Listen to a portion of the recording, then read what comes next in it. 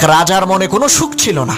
সেই রাজা তার রাজ্যের একজন প্রজাকে দেখে খুবই হতবাক হলেন, কারণ তার তেমন কোনো ধনসম্পদ ছিল না, কিন্তু তাকে দেখে মনে হয় সে পৃথিবীর সবচাইতে সুখী মানুষ।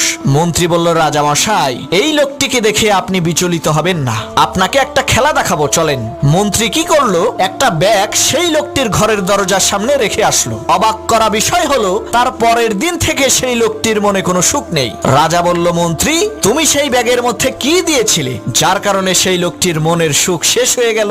তখন মন্ত্রী বলল, রাজা মশাই, আমি সেই ব্যাগের মধ্যে 99টা স্বর্ণ মুদ্রা দিয়ে ব্যাগের উপরে লিখে দিয়েছি এই ব্যাগে 100টি স্বর্ণ মুদ্রা আছে। লোকটি ওই 99টি স্বর্ণ মুদ্রা পেয়ে খুশি না হয়ে সেই মিথ্যা একটা স্বর্ণ মুদ্রা খুঁজতে খুঁজতে তার খুশিকে শেষ করে ফেলেছে। শোনো মুসলমান, আমরা ওই লোকটির মতোই আল্লাহ তাআলা যে 99টি নিয়ামত আমাদেরকে দিয়েছেন তার শুকরিয়া আদায় না করে মিথ্যা একটা স্বপ্নের পিছনে ছুটে বেড়াই।